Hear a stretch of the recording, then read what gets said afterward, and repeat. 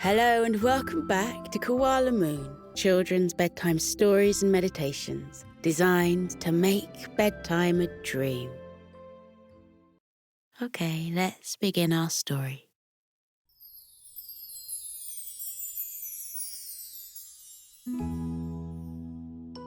It was the holiday season, and Sleepy Forest Elementary had decked the halls and trimmed the trees and strung fairy lights anywhere they could possibly be strung.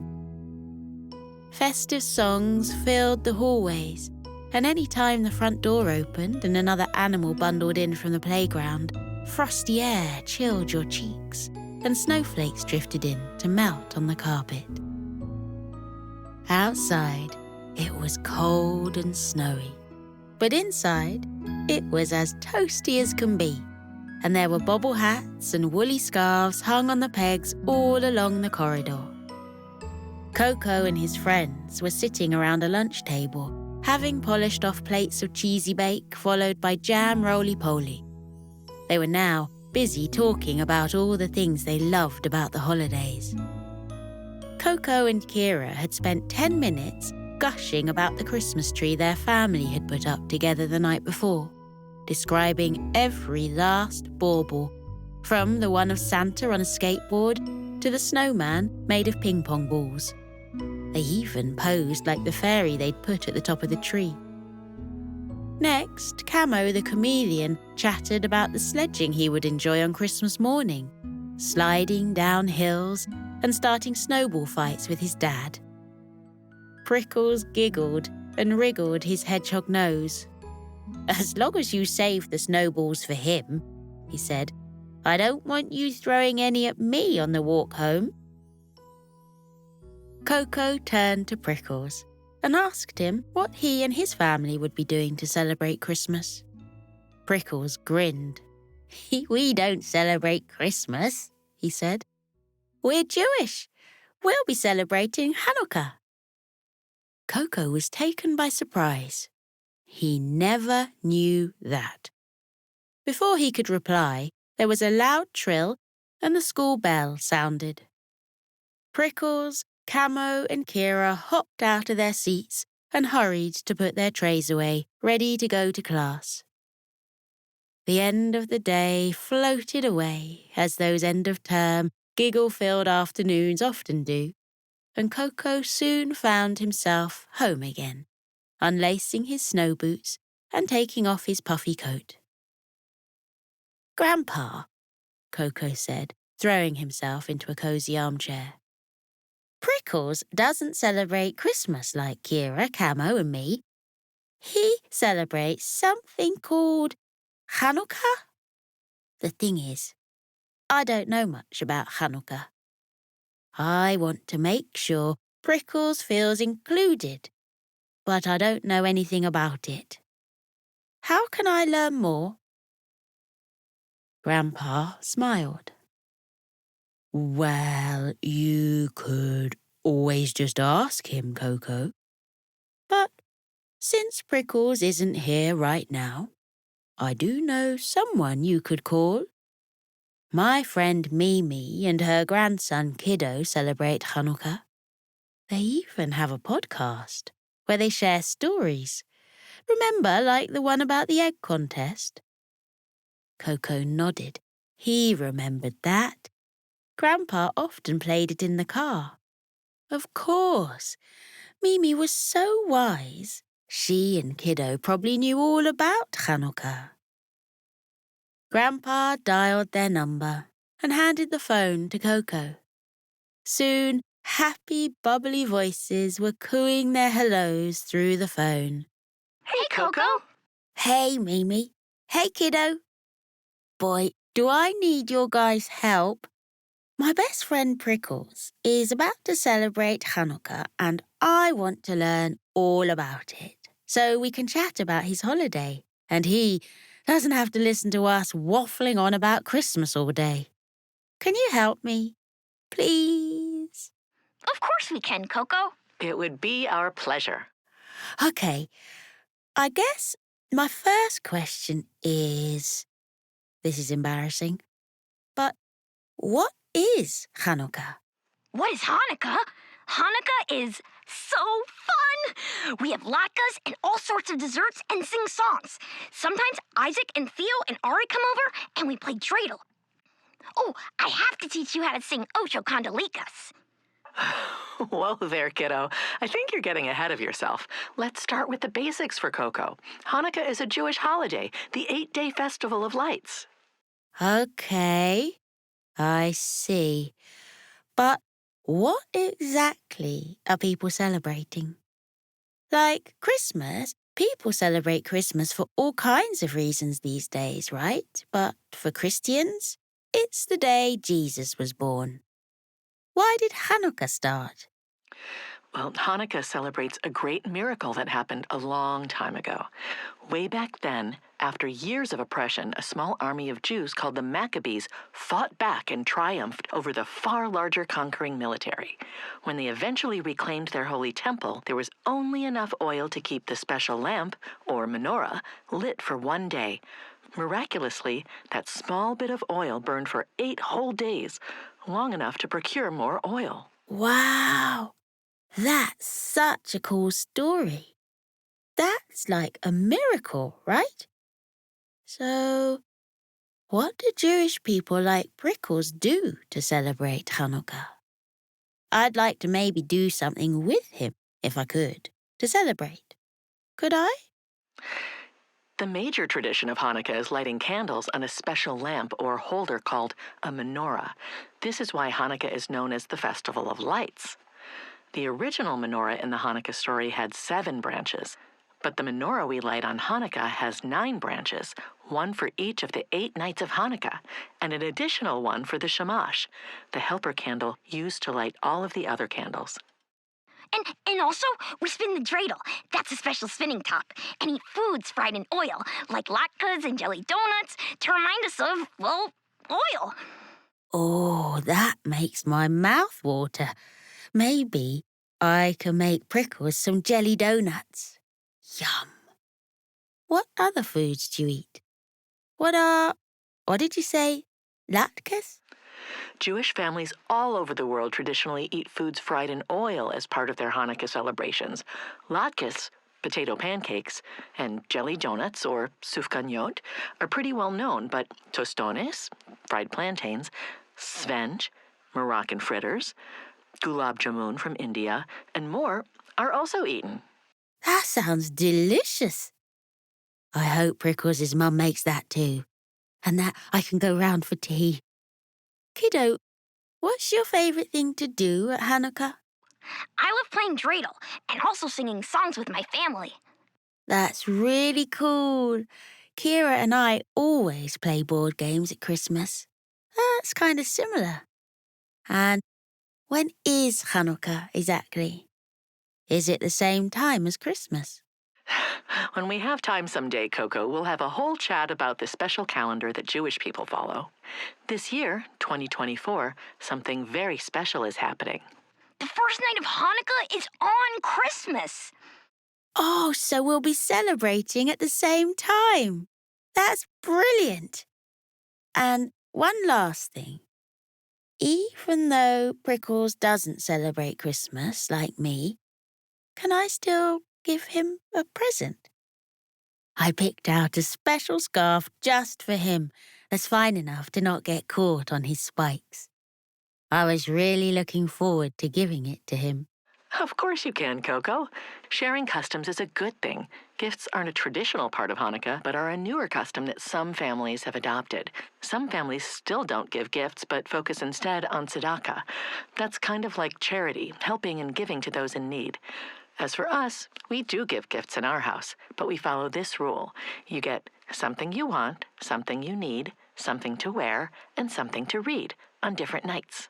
Wow, it's really cool that charity is part of the holiday. It's good to think of others while celebrating. Thank you, Kiddo and Mimi, for all of this. You've taught me so much. Bye-bye for now. Oh, and Happy Hanukkah. Hanukkah Sameach. That means Happy Hanukkah. Oh, then Hanukkah Sameach. Happy holidays, Coco. I can't wait to hear about how you and Prickles celebrate together. Coco hung up the phone and gave his granddad a hug. "Thank you, Grandpa," he said. "Prickles is going to be so impressed when I show him how much I've learnt tomorrow." The next day, when the bell rang for lunch, Coco sped over to take the seat next to Prickles and asked him about his Hanukkah plans. Prickles smiled and told him he'd light the menorah and spend lots of time with his family. He'd eat delicious foods, sing songs, and spin the dreidel. Prickles was so pleased that Coco had taken an interest in his holidays. "We'll be starting at sundown in a few days," Prickles said. "Do you want to come and light the menorah with us?" Coco gave Prickles a big hug and said, "Yes, please." On sundown, on the first night of Hanukkah, Prickles threw open his front door and bundled Coco into the warmth, brushing the snow off his fluffy ears and taking his poofy coat and bobble hat. "Welcome, Coco," Prickles said. "Hanukkah Sameach." "Hanukkah Sameach," Coco replied, calling through to Prickles' parents too, who were in the living room.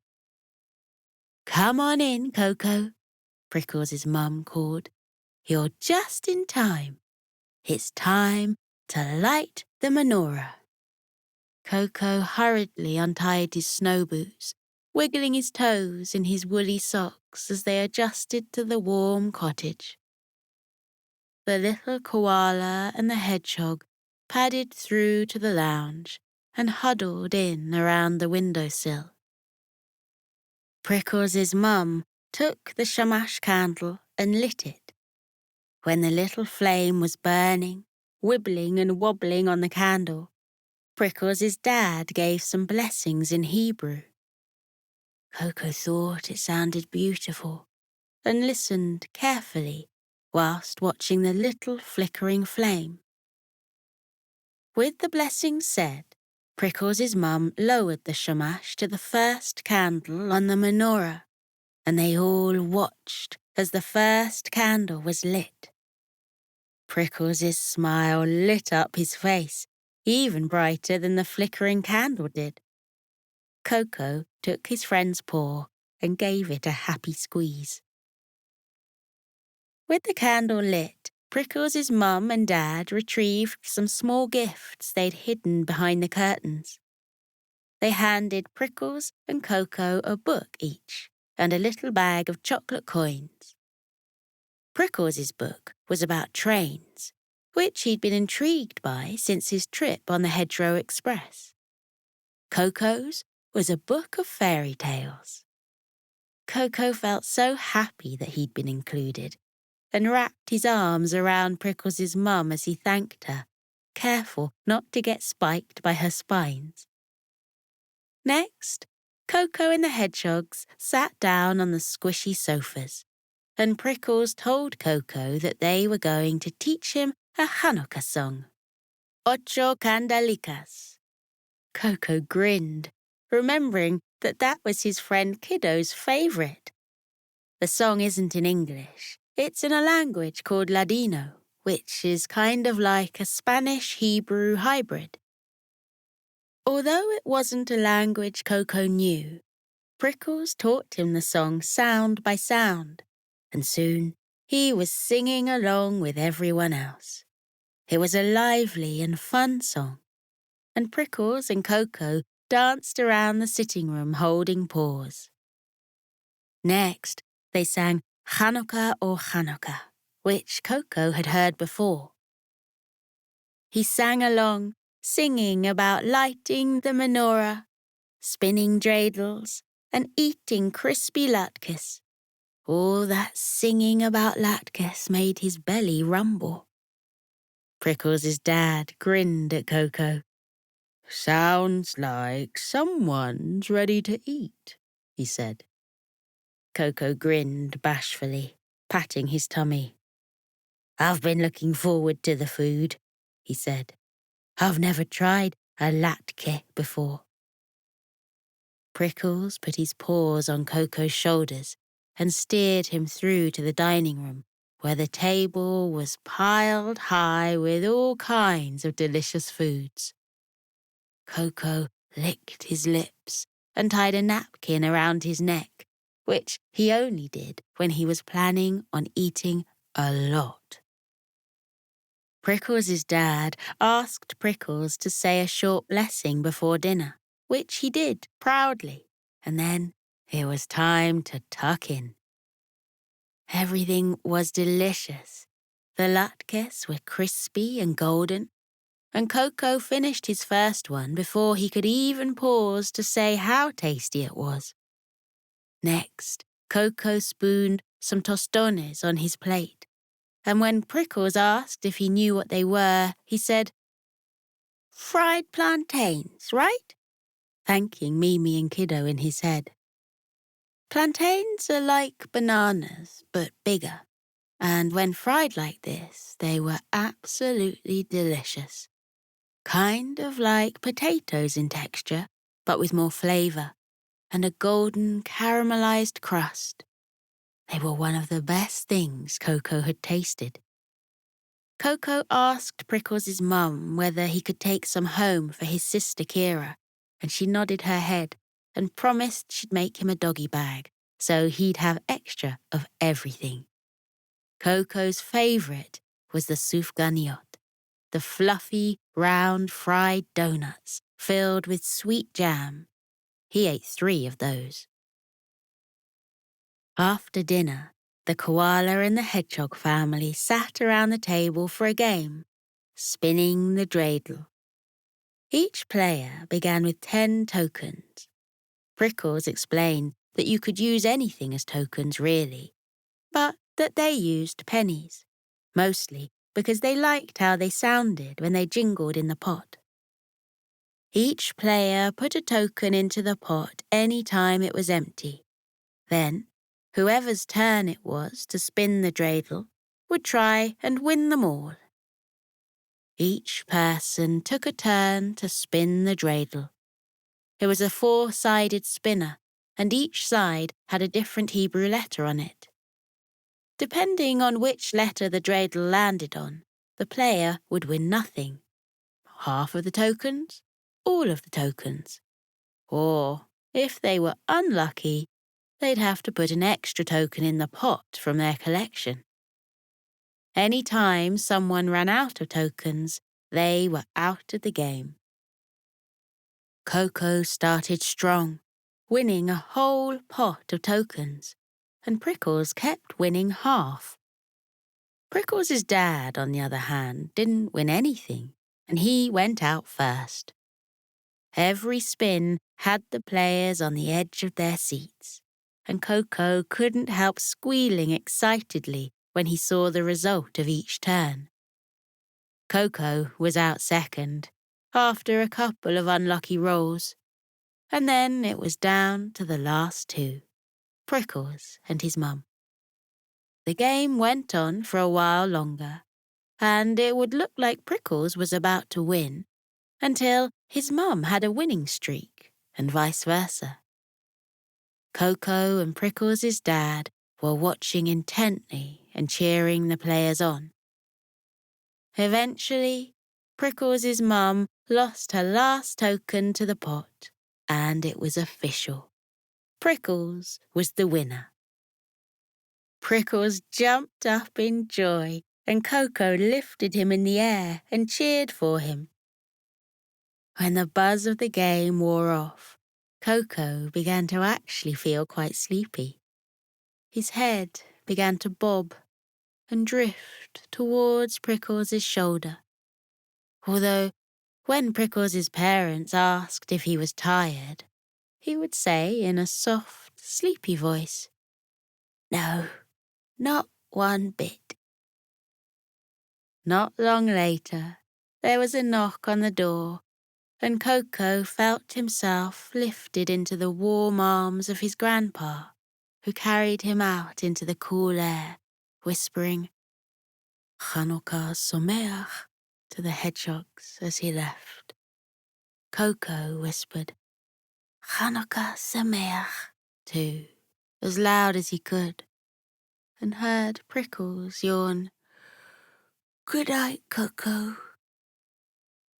Coco's grandpa carried Coco all the way back to their own cozy cabin, through the warm living room and to the bathroom, where he put Coco down to stand on the fluffy bath mat and passed him a toothbrush loaded with minty toothpaste. Coco took it from him and began to brush, eyes half closed with sleepiness. As he did, his grandpa sat down on the edge of the bathtub and asked him how his evening was. It was lovely, Coco said through a mouthful of toothpaste bubbles. I had the most magical time. How lucky I am to have such a good friend like Prickles. Grandpa grinned and ruffled Coco's ears. Very lucky indeed, he agreed. When Coco had finished brushing his teeth and washing his face, he tiptoed into his bedroom, where Kira was already sleeping, tucked into her blankets and snoring softly. He gave her a soft kiss on the cheek and whispered, Good night, Kira. But the little panda hardly stirred. Then he put on his fluffy star-patterned pajamas and climbed into bed. Laying there, in a nest of fluffy blankets and poofy duvets, Coco smiled to himself and let the images of the day float through his mind. He thought of softly glowing candles, dancing in the reflection of a window. The grin on Prickles' face as he danced and sang Ocho Candelicas, shaking his hips and waving his arms in the air. The warmth of the dining room and the table piled high with delicious foods. The dreidel spinning around and around and around. And the happiness he felt being carried back to his home, safe and sound, and full of new memories. Coco took one last happy sigh and closed his eyes, drifting into the sweetest of dreams.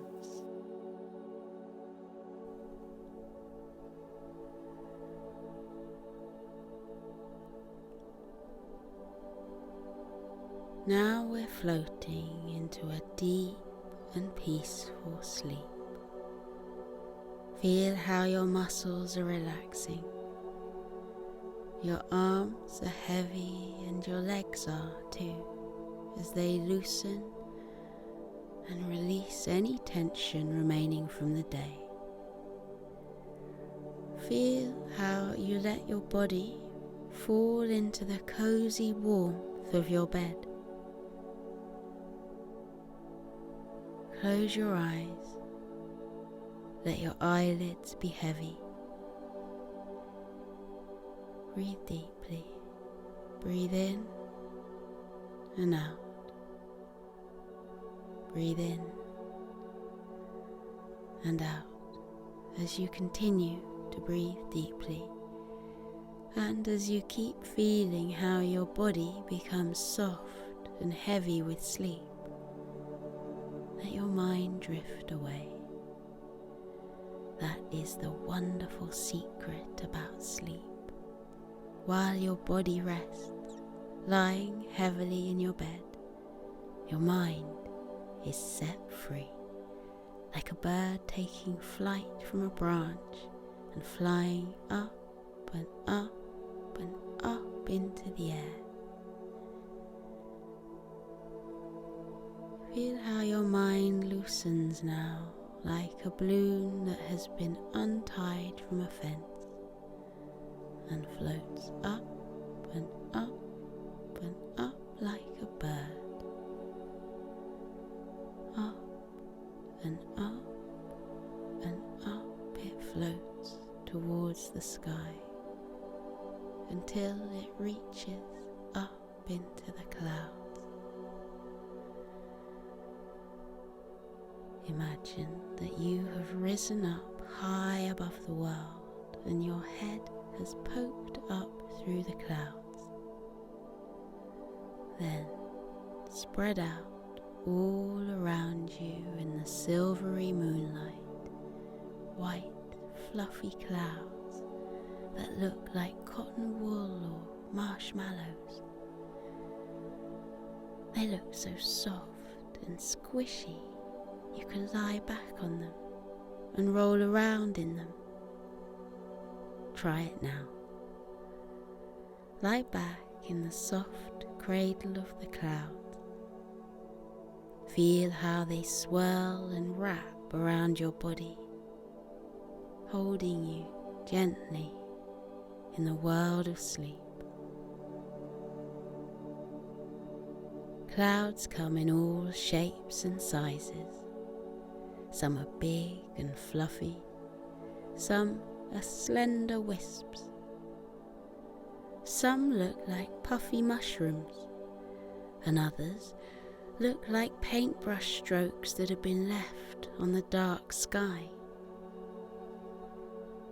Let your body relax. Let your mind relax too. Let your mind float off into sleep. You are peaceful. You are safe. You are being held in the cozy warmth of sleep. With your eyes closed, let your mind drift up, up, up and away. In the world of dreams, you can go anywhere you like. You can float on blue oceans with ripples and tufts of waves. Or you can visit castles built in the sky with spiraling turrets and drawbridges over sparkling moats. Or you can wander into the peaceful woods where the birds are twittering and the trees are dense with dark green leaves. Breathe in and out. Breathe in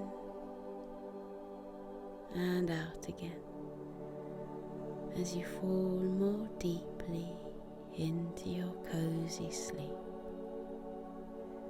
And with your eyes still closed, take a look around with your mind at where your dreams have taken you. When I fall asleep, I dream that I've gone to a world high up in the clouds.